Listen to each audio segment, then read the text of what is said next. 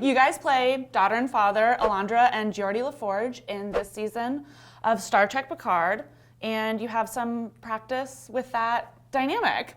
I mean, you know, we like to do method acting. I feel like it started a long 28 years ago. I saw into the future cool. and realized I need to start preparing for this role. You know? Amazing.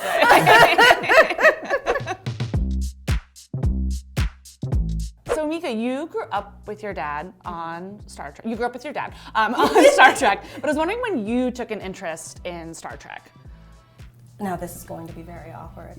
I took an interest in Star Trek about a year and a half ago. I love that. I was a Star Wars kid growing up. I think mainly because I grew up a nerd, but I also grew up like doing plays in school and stuff, but I didn't want people to think that I liked it because of him. Totally. And so I didn't watch Star Trek. And also as a kid, to see your family in like weird 80s hairstyles, it was just uncomfortable. So I was like, this is weird. I don't know anybody on Star Wars. Love Star Wars. Totally. That felt like a safe fandom to enter into. So safe, and it was sci-fi, you know, war versus Trek. I could be on the other side. It was, you know. It's like a very specific rebellion. It was a very specific rebellion, and every love time we would go to Disneyland, I'd make him ride Star Tours with me. You know, I was like, ha, this is the Star that I like. But she really helped me appreciate Star Wars in a way that I hadn't before. Cool. He came to every midnight release of the movies with me. That's awesome. And made a tradition until it went from ribbing to we actually enjoyed it together. And now he does enjoy Star Wars. But I genuinely do enjoy Star Trek, and I have to thank Chris Pine and Zachary Quinto for that. Yeah. Because They were the gateway drug for her. They were. Yeah. That reboot movie, I was like, is this why everybody likes it? This is the story that they're... Oh, I get it. Yeah. I get it now. So those are actually some of my comfort movies. I really enjoy them. Cool. Yeah. I love that. And then sort of on the other side of the coin then, I was wondering what like bringing in your real life daughter into the fold of the Star Trek universe. Yeah. Simple question. I'm sure you have a really... Well, I'll be honest.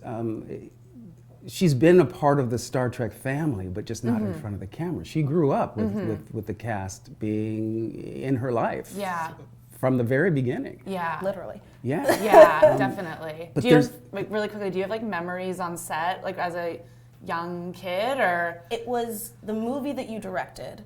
Was it, you were directing something, and Brent was in it, and he was late to set.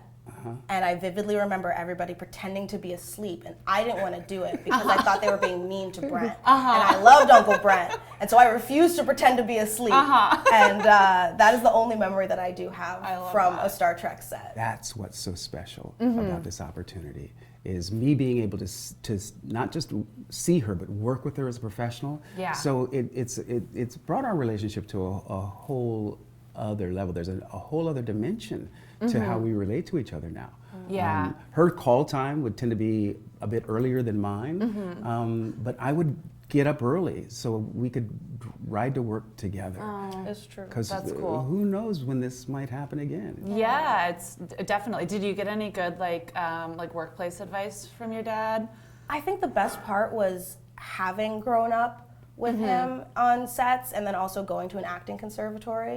It was just natural. Yeah. Cool. You know, I didn't have to learn the ropes of the terminology or anything. You know, like getting crafty in the morning was just normal because my mother's also a makeup artist, so I would go to set with her. I'd go to set with Dad. I've always been traveling around with him while he's been working, so it really just felt like, yep, going to work. She knew what the red light on stage meant when she was a toddler. Yeah. Okay, wait, what does it mean? It means quiet on set. If There, the red okay. light, if See, the I red now light is on, embarrassed myself. yeah. I honestly think that's how they kept me from crying, is they would probably keep a little red light. Smart. You know, and they turn it on and be like, oh, I gotta be quiet. Yeah. That's a pro tip for parenting we didn't think of. Yeah, absolutely. So I kind of want to bring this up because it's like part of the larger conversation right now. A lot of people are talking about like nepotism, throwing around the term nepo babies. Yeah, totally. And like you guys are father-daughter, you're playing father-daughter. You're brought into this show that your dad's been a part of. And I was just wondering like how the two of you have discussed that dynamic going into projects together. And Mica, has that felt like an extra like step to navigate as your career is growing?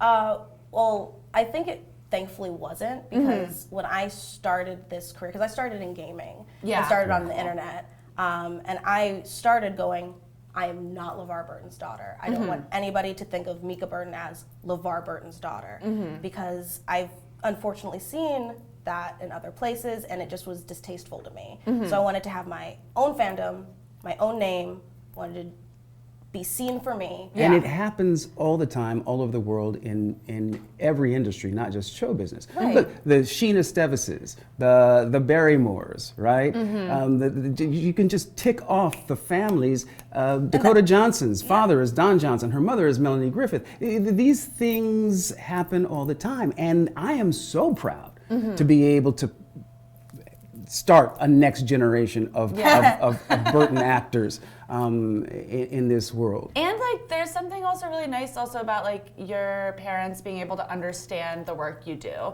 So I wanna ask a little about your cosplay. Oh my gosh, yes. It's really fantastic. Folks should check out your Instagram. It's cool. Thank you.